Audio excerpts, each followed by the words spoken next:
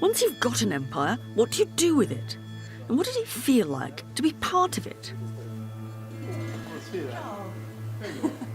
Well, clues can often be found in very surprising places.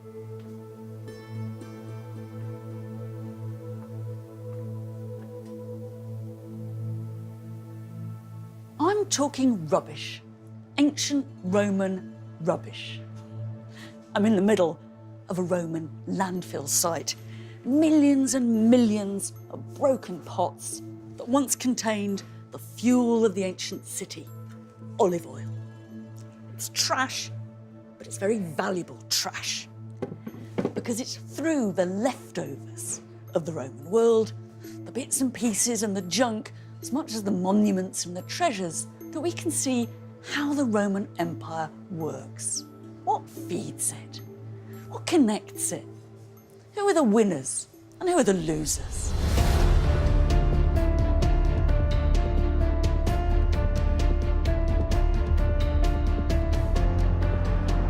The Romans never set out to acquire an empire, but their undistinguished little town came to control a territory that stretched from Britain in the north to Algeria in the south, Spain to Israel, the Nile to the Rhine. How did it look to the Romans? What did they make of it all? How did they visualise it? We tend to joke when we say all roads lead to Rome, but actually they did. And what about the conquered? What difference did it make to them? Just olives, olives and more damn olives. There were great fortunes for some, but at the expense of the many. This tombstone for me is a bit of a tearjerker. So just how did Rome transform the landscape of our world?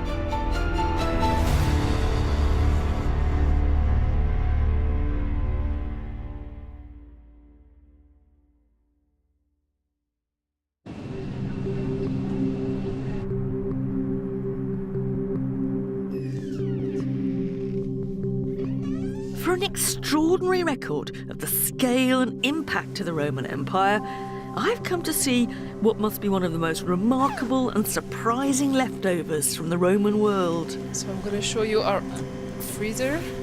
And it's not a piece of pottery or even an inscription. Did I shut the door? Yes.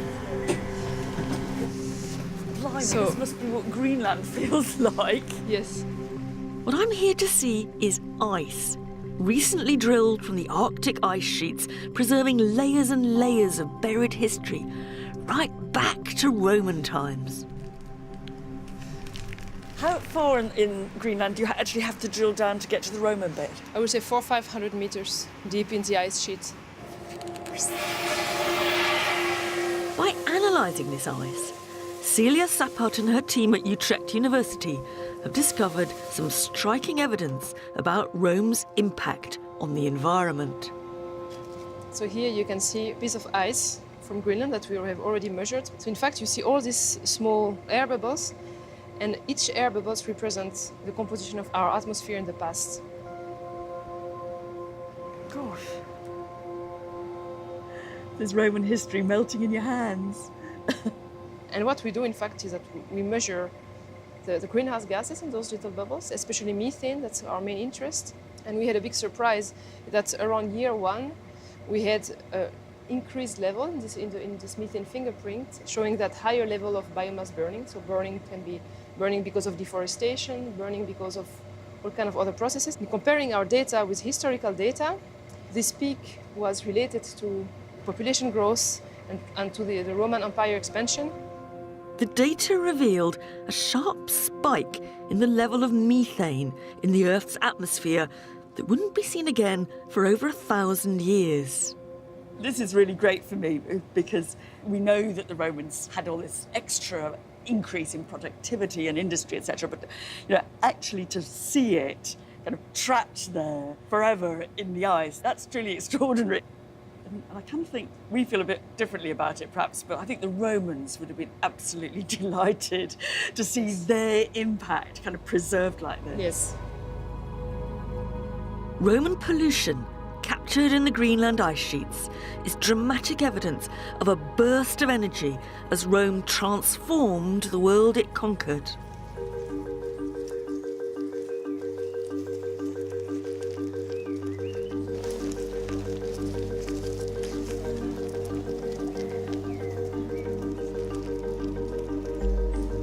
In southern France is another of the remaining traces of that transformation, the Via Domitia, the ancient road linking Italy to Spain. Because Rome built its empire from the ground up, connecting people and places in a way that had never been seen before. For us, roads almost stand for Rome. And actually, Roman roads still do lie underneath many of our own transport routes. But it's easy to forget quite how revolutionary it was to go from a system of windy local dirt tracks to great paved highways striking out across the continent. It wasn't that the speed you could go on them was that impressive. Still took even the fastest Romans about a week to go what we could cover in a day. But the idea that you could start out in Rome, get on a road, stick on it, and end up in Spain or Greece, that was entirely new. Like sinews crossing the empire, the Romans built a network of roads over 80,000 kilometres long, not only creating a new geography, but introducing an entirely new Roman way of thinking about the world. This is a bit of disused signage from a Roman road.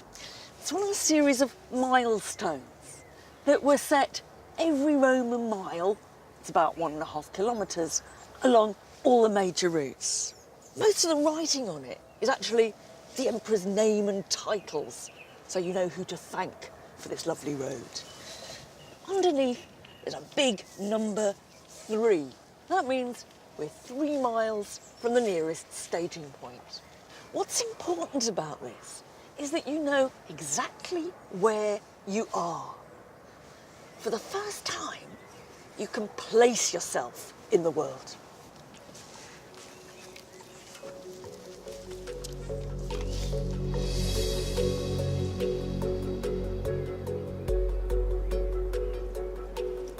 Of course, once you got off the beaten track, people in the countryside may hardly have noticed the arrival of Rome. Life would have gone on much as before. But where there were Roman roads, things changed, not necessarily for the better. It wouldn't have been fun finding a brand new superhighway going straight through your land. And Romans complained, much as we do, about the bad food and exorbitant prices at the ancient equivalent of service stations. For some, though, these new roads were a cause for celebration. These are copies of 4 really strange Roman drinking goblets. They're quite recognisably in the shape of milestones. But not just that, they've got lists and lists of names of places scratched into them. What it says round the top is that this is the route from Gades, that's Cadiz in Spain, to Roman, to Rome. And between each place, it's giving you the number of Roman miles that you have to travel. And at the bottom, it does a grand total of the whole length of the road, which is over 1,800 Roman miles. That would take you more than 40 days to travel. Now, quite what they were for is actually a bit of a mystery. I mean, they might be very practical. It might be a useful travelling cup, plus your route inscribed on the outside of it. But I think it's rather more likely that they're either souvenirs of the road or a sort of celebration of the length and the splendour of this great road. Simple idea that you could find Romans drinking out of lookalike milestones really shows how sort of internalised that sense of road culture had become, which is exactly what I'm going to do. Salut, everybody.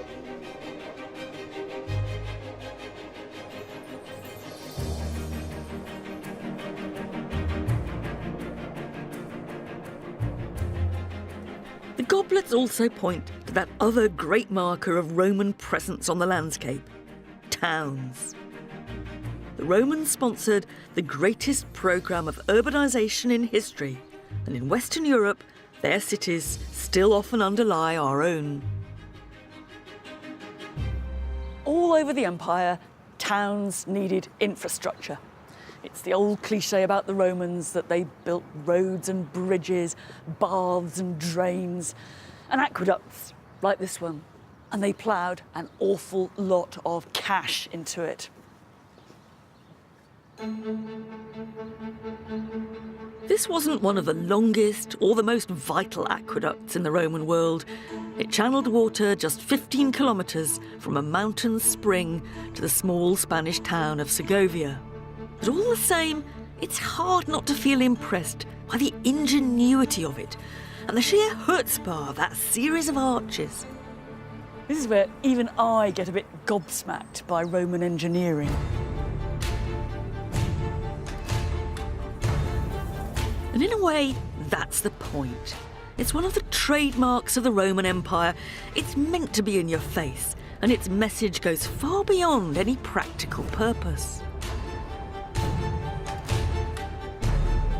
This can't just be about the water supply. This is about Roman power. It's about the Romans making an impact on the landscape. It's about the Romans making themselves permanent. To put it another way, if you want to bring a water supply to a small town, do you really need all this extravagance?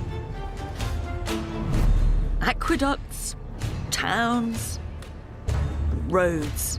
These are the classic stereotypes of the Roman Empire. They're what it did for us.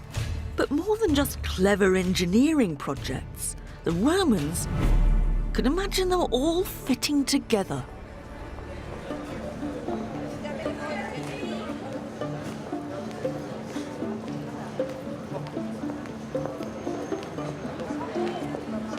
This is a map of the Roman Empire. Oh, right. An ancient map. It's a medieval copy of an ancient map of the empire. Oh, medieval. But it's copying a Roman map, which doesn't survive. This is the only Roman map of the empire we have.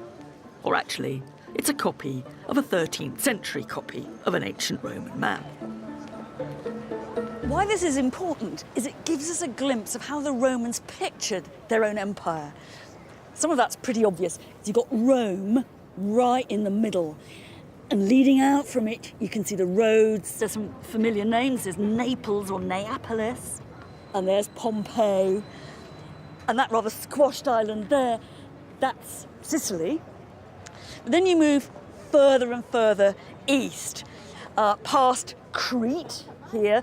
But my favourite bit, I think, is the Nile Delta, with the city of Alexandria and its lighthouse here, and then all the little rivers and tributaries in the delta there. In some ways, this looks like a very mad representation of the world. It's all terribly squashed and it's not arranged north-south. But it's making more important points than that. It's saying that Rome is at the very centre. And what's important about the empire is its cities, its towns, and its roads. We tend to joke when we say all roads lead to Rome. But actually, they did. And they led away from Rome, too. What the Romans are telling us is that theirs is a joined-up world.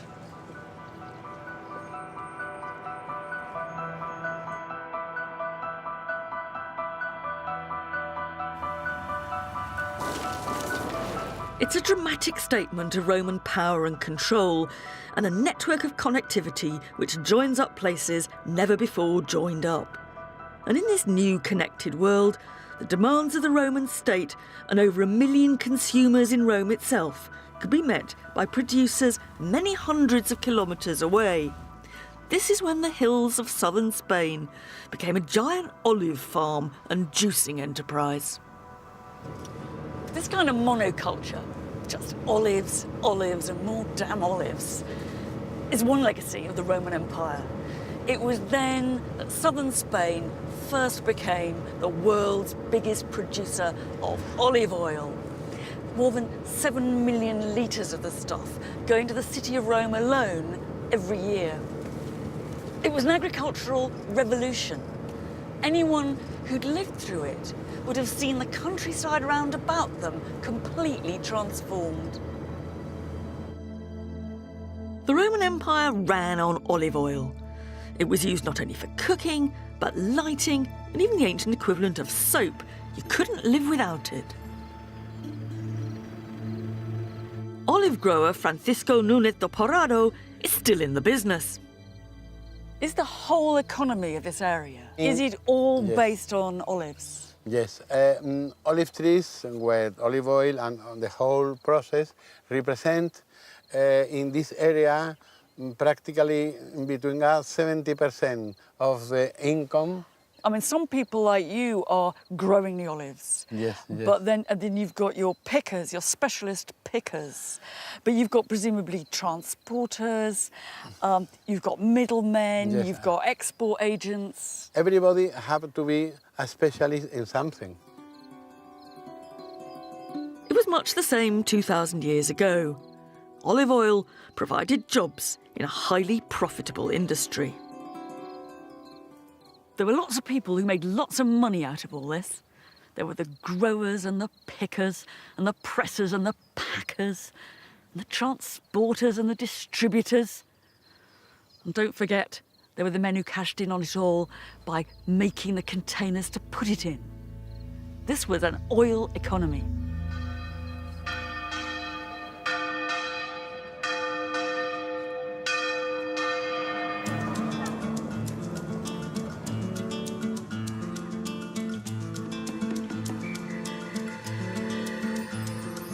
Shipping 7 million litres of olive oil to Rome and the wider empire each year required more than just trees and presses. You needed an entire infrastructure, whether in the form of warehouses, bottling plants or ports.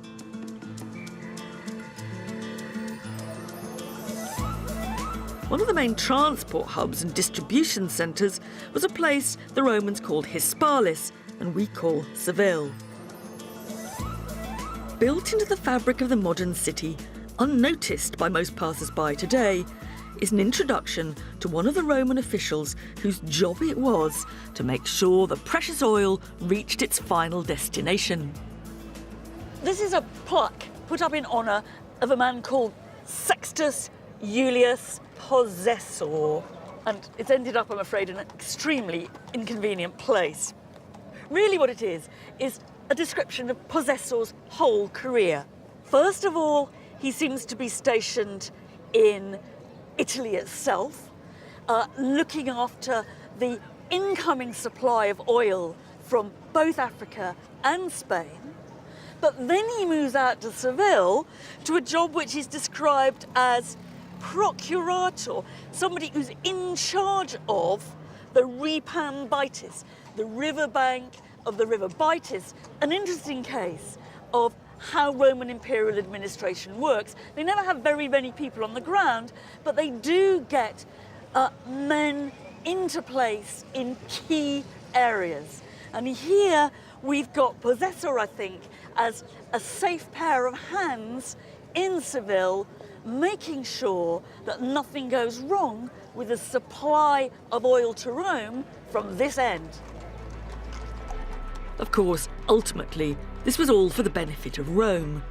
But a more complex exchange was taking place too. As olive oil flowed to Rome, money flowed into Spain. And there's evidence in the branding stamped into the oil jars themselves that this new wealth allowed some people access into the politics of Rome itself. This is a particularly tantalising example because the stamp here reads very clearly Port, P-A-H. That's port short for portus, or probably river warehouse, of someone called P.A.H.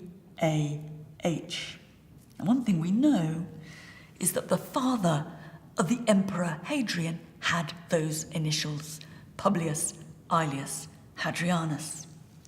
So it's possible that this handle is telling us something about the source of the wealth of Hadrian's family in the oil fields of Spain, and that it's telling us something about the commercial profits that underpinned the power structure of the Roman Empire.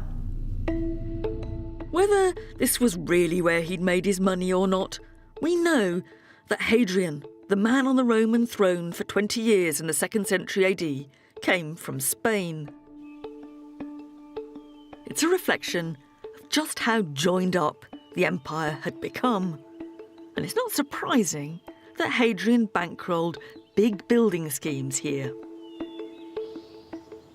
This is what's left of the town of Italica, where the Emperor Hadrian's family came from. They weren't native Spanish, they were Roman settlers from way back, but they obviously thought of Spain as their home. Hadrian ploughed an awful lot of cash into his hometown. A tremendous showing off, and to be honest, all a bit out of proportion. One of the biggest things he did was put up this huge amphitheatre. It would have accommodated 25,000 people. Now, to put that in context, the Colosseum in Rome accommodates about 50,000 or so. So you've got a small town amphitheatre in Roman Spain with half the seating of the Colosseum. Or, to put it another way, the population of Little Italica was only something like 8,000 people in all. To me, that sounds a bit like a plutocratic benefactor giving little Cambridge United a stadium half the size of Wembley. It is a little bit absurd.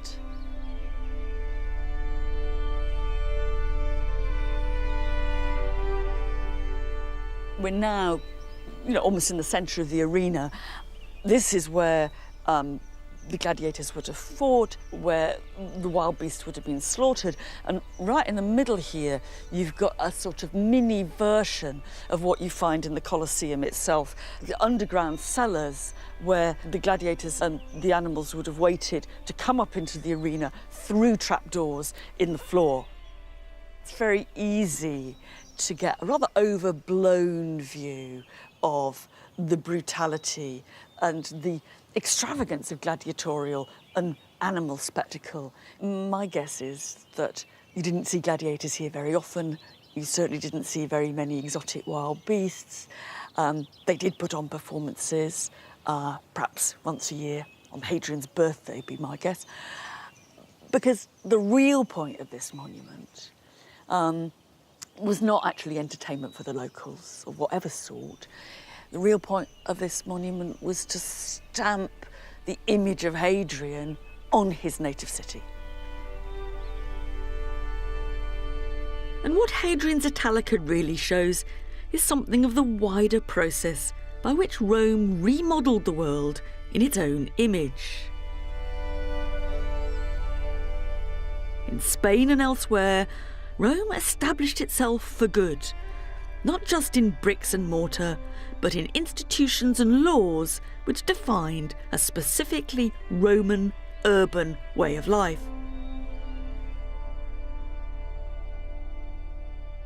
These bronze tablets are just covered in columns and columns of writing. And what that writing is a constitution devised in Rome for a Roman town in Spain. I mean, really, it's a series of do's and don'ts for how to be a Roman town abroad. Here's one about what the local officials called the aediles should do. Now, they're supposed every year to put on some nice plays in the city, ludi scaenici. They have to pay no less than 2,000 sesterces, that's twice a soldier's pay, from their own money, de sua pecunia, and they might just get a grant of 1,000 sesterces from public funds if they do that. So here we got our generous local officials obliged to give us a theatrical display. Everything from seating arrangements at public events to the speaking time allotted to accusers and defendants at trial are outlined in this document, and many have a familiar feel. There's a great bit here which is about, well, in our terms, it's about electoral expenses. It says, if you are standing for office, if you're a candidatus, what you mustn't do is lavish expensive meals on people in order to encourage them to vote for you. Although it is allowed to give 9 people a meal on one day, but no more than that. After that, it's bribery. That's the kind of level of micromanagement that the Romans are trying to impose. From roads to aqueducts, civil servants to public performances. In this kind of empire building, cash was as important as armies. In the ancient world, if you needed cash, you had to dig for it.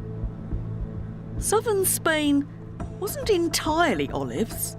There were plenty of riches in the form of silver to be unearthed here too. Ex-miner and local archaeologist Saturnino Aguera is taking me to see evidence of the Roman operations here.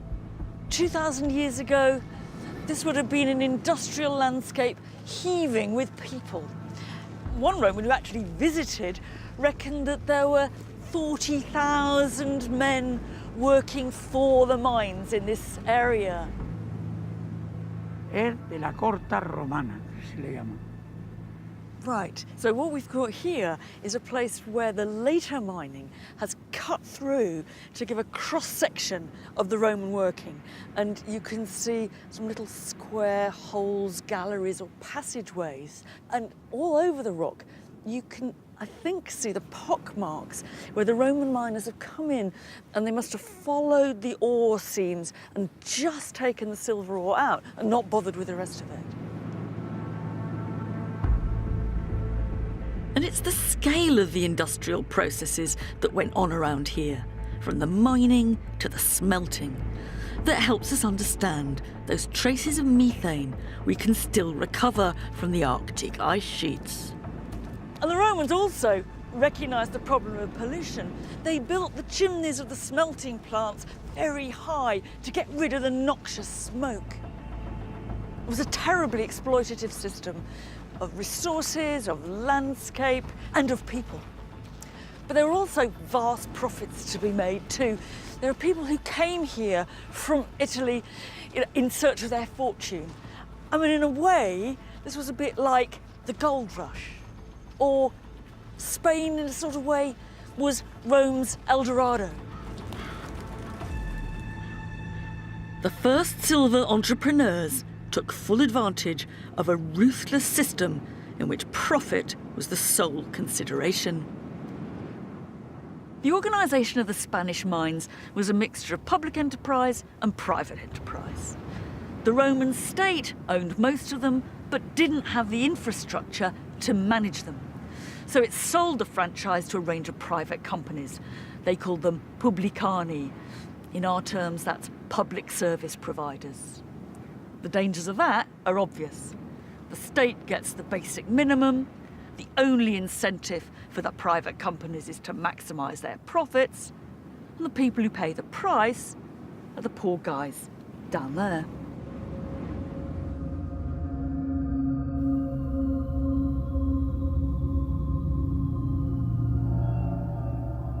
We've got to imagine hundreds of people underground, all toiling to get the ore out and using pretty rudimentary tools. This is a Roman pick, and you have to imagine that there's a wooden handle here, and you're picking at the surface of the rock like that.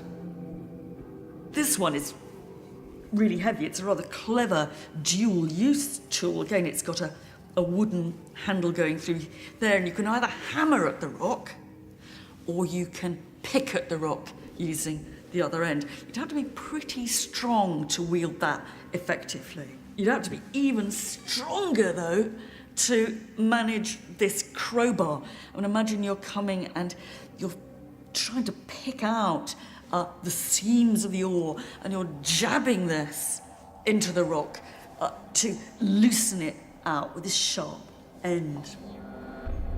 This is obviously very dark, dirty, sweaty, heavy labour.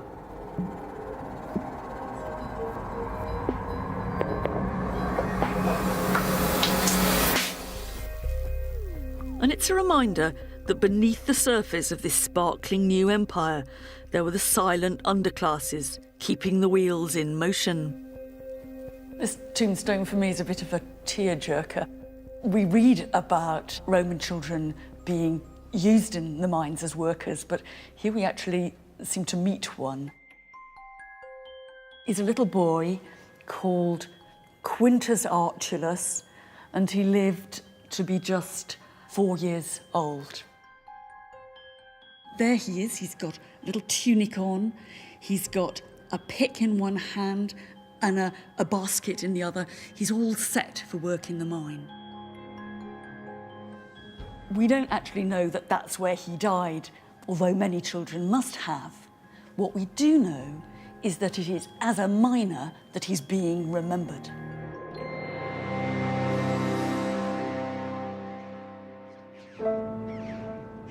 It was on small backs like these that the wealth of Rome was built. The silver he helped to mine, minted into the currency of empire.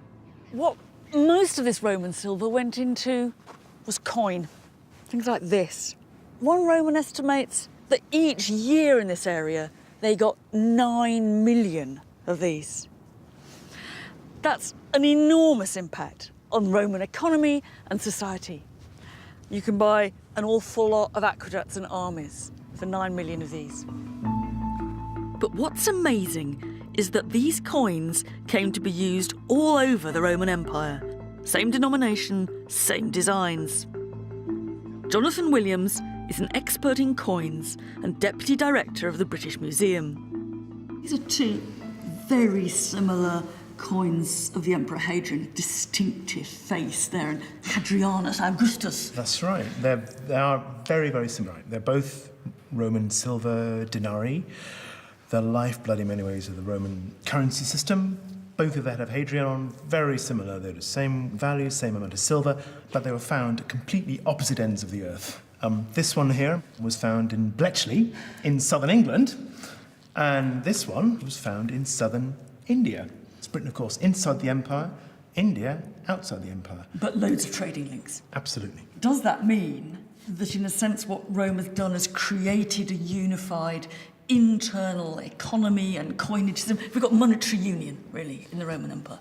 It's a single currency union when you're talking about the gold and the silver coins particularly. Those are the ones, as we see here, that circulate throughout the Roman Empire and beyond. Everybody wants good Roman gold and good Roman silver. But what you do have, of course, the other way in which the currency unifies the empire is that they've all got the head of the ruling man, and it's his head being seen and used and noticed and commented upon from Britain all the way through to India. That's one of the key unifying factors about the Roman Empire, together with all those statues and all those other things.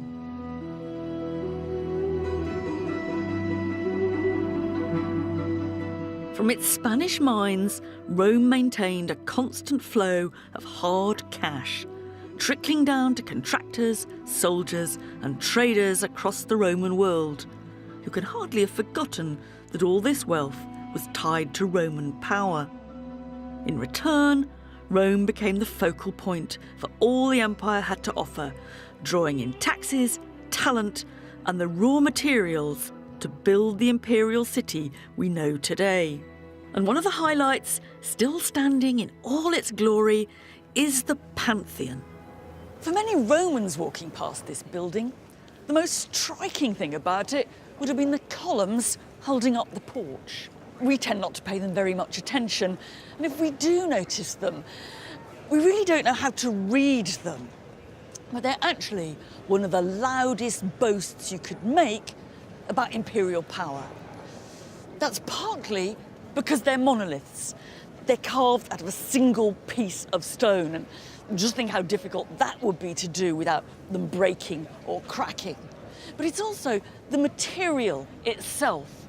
They all come from quarries deep in a province 3,000 kilometres away from here, Egypt. They've been loaded onto camels and donkeys, dragged across the desert, put onto ships in the Nile, taken to the Mediterranean, across the sea, to stand here. It's an extraordinary statement about the resources of empire and about the ability of the Emperor Hadrian, who put this building up, to control those resources. In a sense, the stone is the message.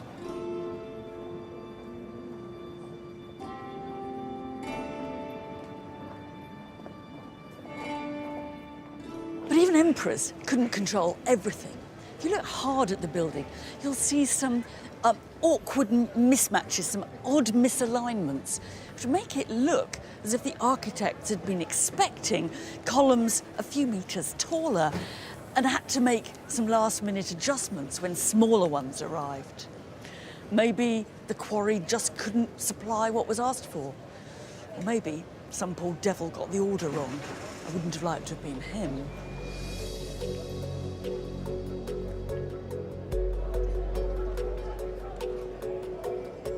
For me, the Pantheon reflects how the empire changed Rome just as much as Rome changed the empire. The capital was where stuff from all over the Roman world was on display and on sale. And at the centre of this world was the Mediterranean itself, Rome's internal sea. It was much quicker and cheaper to bulk transport goods by water than by land, and the Mediterranean became a busy highway with cargo ships laden with things from grand granite columns to humble objects of daily life. Everywhere you went in the Roman Empire, you'd have found people eating and drinking out of shiny red pots like this. And you still find them stacked on museum shelves everywhere from Hadrian's Wall to North Africa. Most of us, and that's me included, just walk past them without a second glance. But actually, they're what's left of the most extraordinary case of Roman mass production. Most of them are pretty plain, but this one's got a more exciting decoration. It's got pictures of the goddess Diana having a bath and being spotted by the unfortunate Actaeon, who gets attacked by his dogs as punishment for having seen the goddess with no clothes on. It's quite hard to place exactly the sort of social level of this, but I reckon it's sort of very, very middle market ordinary. That's to say, there'd be some people who would, lust for just one of these bowls for their table. There'd be others for whom this would be normal, everyday crockery. What's really important about all this is the simple fact that it just got everywhere. When people dig us up in 2,000 years' time, I guess they'll find loads and loads of fizzy drink cans and identical trainers across the world. This is one of the first examples of globalisation. This is the Roman brand. Through its roads and sea routes, the Roman brand spread throughout the empire. This wasn't only the movement of goods, but people too.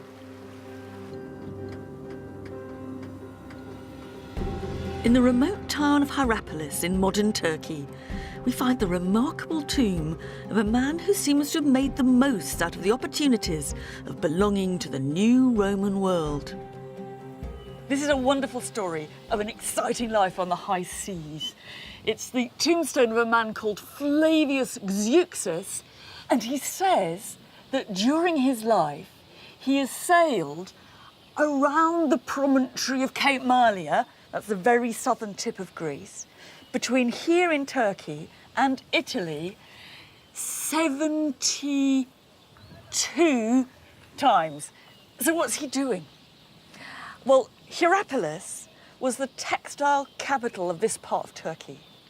And he can only have been going from here to Italy to flog all the things they were making.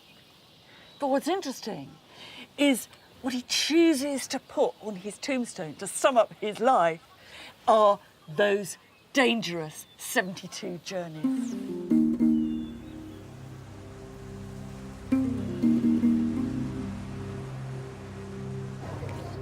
Zeuxis must have been unusually successful, or he wouldn't have bragged on his tomb. But for someone like him, the Roman Empire made the world simultaneously bigger and smaller. Bigger because of the expanded horizons and the distant markets now open to those who dared. Smaller because of the network of connectivity that enabled people and goods to get around the world more easily than ever before. And a key part of that distribution were the ports, nerve centres of Roman trade and commerce. One of the cities that flourished in the commercial world of the Roman Empire was Ephesus, which became a hub of import and export. It had once been an old, famous Greek town, going back centuries, but it was transformed by the Romans. Everything we now see here is the result of Roman investment. And the reason it was so important in the Roman world is simple. It's harbour. Imperial trade needs more than ships and merchants. It needs well-functioning harbours.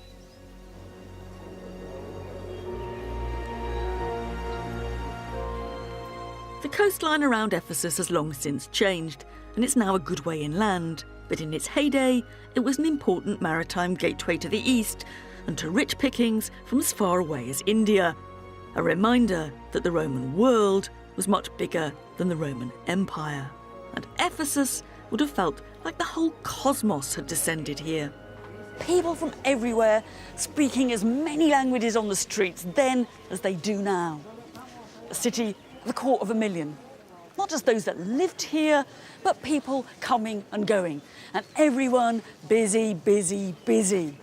The honest guys doing a hard day's work, the cheats and the chancers, the go-getters and the bureaucrats, and of course, the money makers.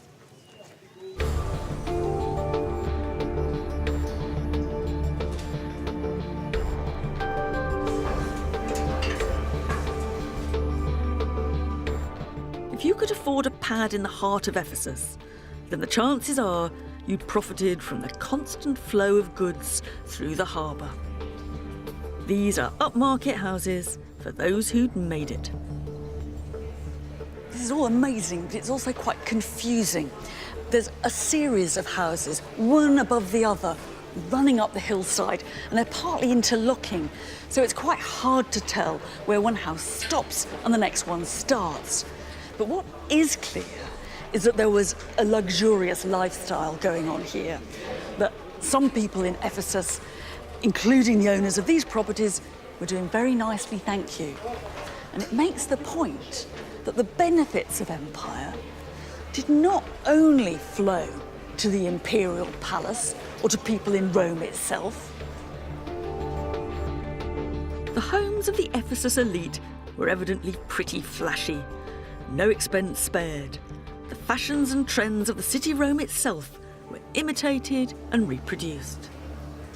Here we've come into a kind of reception hall on a really palatial scale.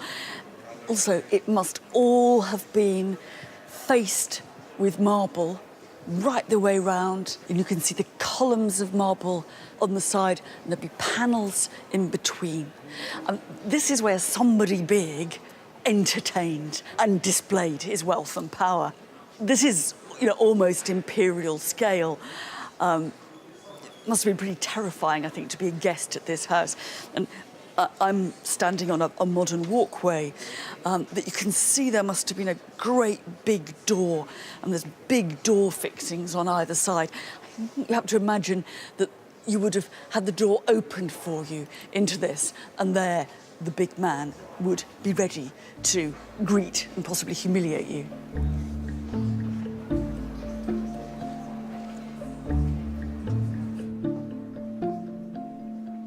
The things that came from the temples of Ephesus really live up to that classy Roman style.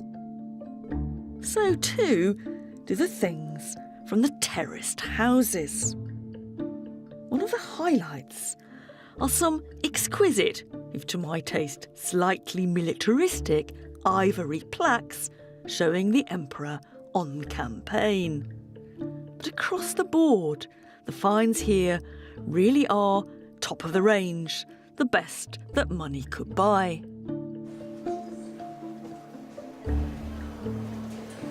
The question is, where did the money come from?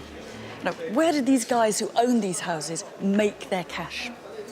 Well, trade, obviously, but to say trade makes it all sound a bit easy, a bit comfortable. It's one of the biggest commodities that came through the port of Ephesus were human beings. This town was a great centre of the slave trade. Slaves flowed through the marketplace at Ephesus like olive oil through Seville. The brutal truth was that many Romans wouldn't have seen much of a distinction between the two. As they saw it, slaves were one of the products of empire. Many the victims of Roman conquest, or kidnapping, or just foundlings. If you wanted to buy a slave, this is where you'd have come. It's uncomfortable to grasp, but the Roman Empire depended on slave labour. And like every other ancient society, the Romans took slavery absolutely for granted. But uncomfortable as it is, if we want to understand rather than just deplore what went on here, we have to try to get into the mindset of those who came to buy slaves. What did they think they were doing? My guess is they thought they were doing their shopping. Perhaps they were here after a gardener, or a tutor for their child, or maybe a hairdresser. How are they going to be sure they weren't ripped off? Could they trade in last year's model? And were they missing out on a special offer next week, 3 for 2? That may seem a very callous way of putting it, but it is the everyday reality of Roman life.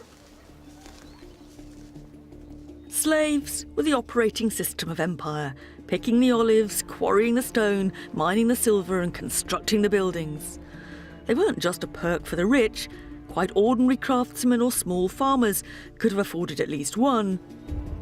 But if you were the emperor, it would have been thousands. In fact, it's at the Emperor Hadrian's villa just outside Rome at Tivoli that we can still get one of the clearest glimpses of the slave's world and the strict social hierarchy that underpinned the empire. And this is where the slaves lived, in hundreds of rooms. How many were squashed into each one, we just don't know, but I don't imagine we should be thinking of individual bedsits. Some of those slaves were servants or labourers, and that's how we usually think about slavery, but others would have been slave doctors, accountants, librarians, and musicians. These were the people who were needed to power this estate. A slave in the imperial household would have been in a lucky position compared to those working in the silver mines of southern Spain. But the truth is, we can't ever see it from their point of view because they haven't left any account which gives their side of the story, so all we can do is imagine it. This is where some slaves spent most of their working lives, downstairs, in a network of dark service tunnels beneath the grand, airy quarters upstairs. The people scurrying about down here were always meant to be invisible, and they've remained pretty much invisible to us, largely because they've left no trace behind them. For me, this underground world is a powerful symbol of one very nasty side of Roman slavery and exploitation. But before we feel too much moral superiority coming on, it might be worth reflecting how many invisible people there are beneath the surface of our world too.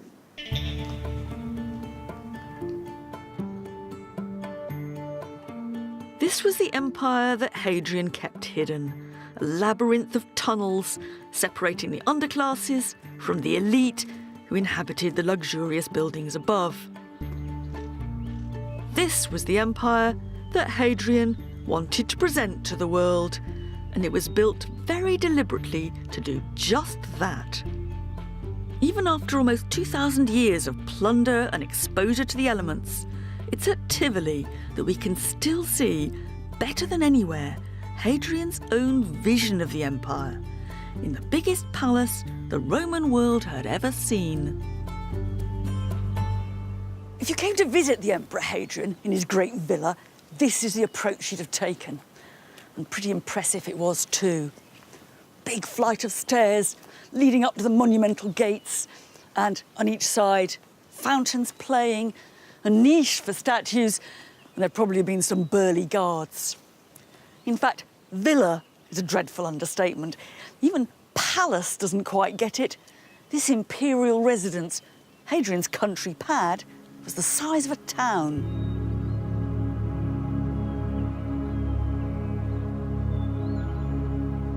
Once you'd passed security and got your foot in the door, the sheer scale of the place and the luxury would have been dazzling. The baths, the libraries, the miniature theatres. Not that you'd have found Hadrian here, very much though. More than any other Roman ruler, he was off for years, touring his empire. Hadrian was always getting on the back of his horse going somewhere. He was one of the greatest tourists of the Roman world, and half of his 20-year reign he spent on the road. What he saw, the monuments, the temples, the exotic highlights of the provinces, he reproduced, replicated and copied at Tivoli. The organisation it would have taken to construct this place is almost unimaginable. The builders themselves were only a part of it. There were the people who sourced the material, who placed the orders, the architects, the accountants and clerks, and the dinner ladies who catered for the whole team. I don't know if anybody's ever actually counted the total number of bricks in Hadrian's villa. But this really is building as a military operation. Those bricks now do make it all look a bit naked, but remember, it was originally covered with slabs of marble and works of art.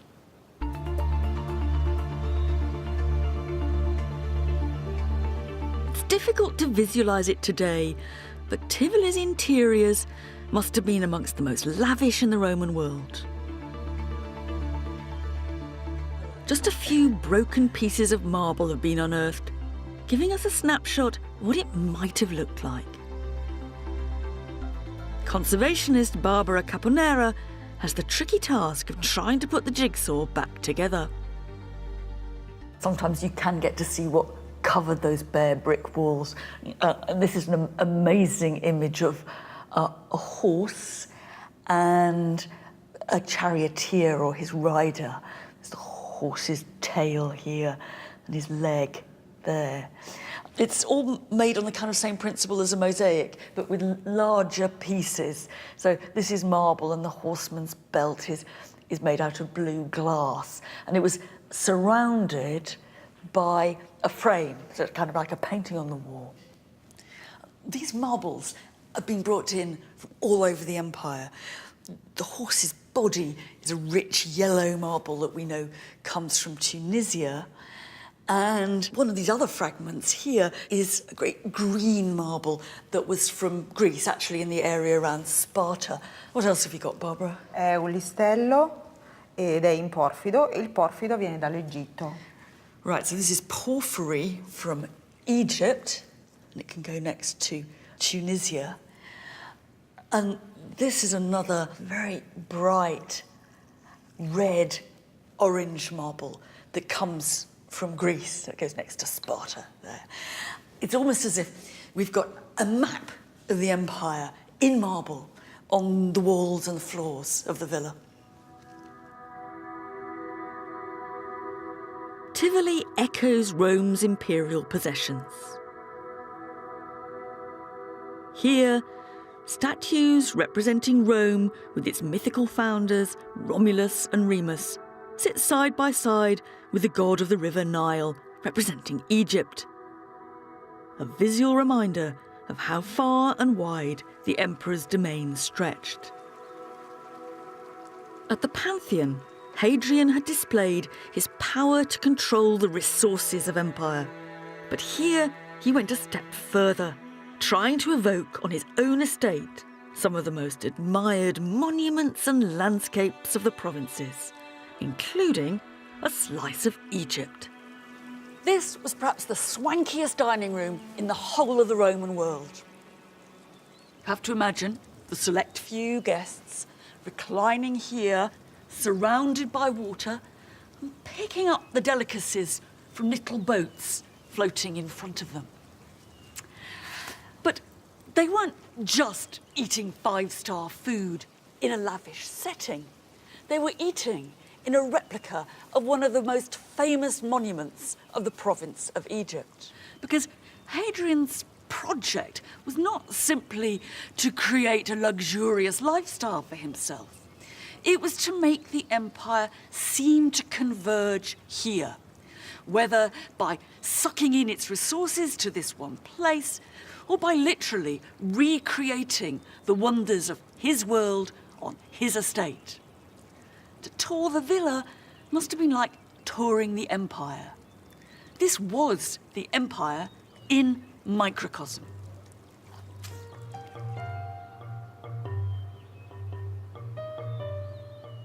In its ambition, Tivoli captures the essence of an empire that brought together places and people as never before.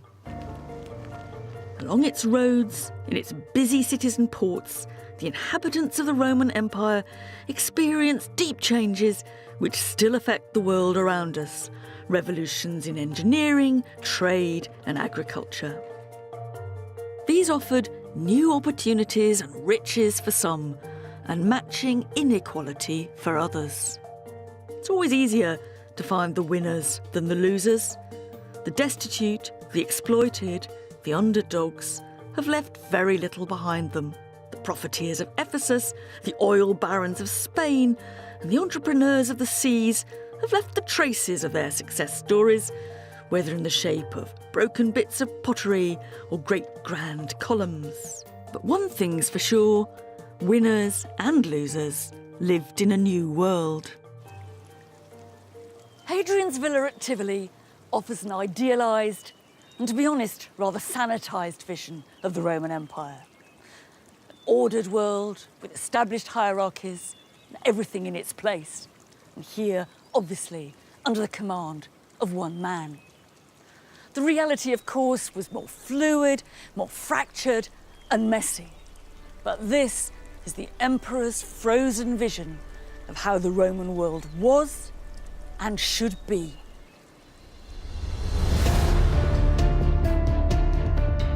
In this new joined-up world, what did it really mean to be Roman? You saw the toga everywhere. Frequens, toga. How would you become one? And what difference would it make to your life? Have a good bath, it says. And I suppose it means flip-flops only in here.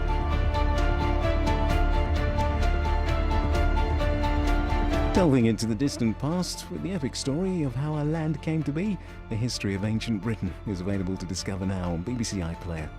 The winter months with the Dunhall Farm are approaching as we take a final look at all that's normal for Norfolk on BBC Two next.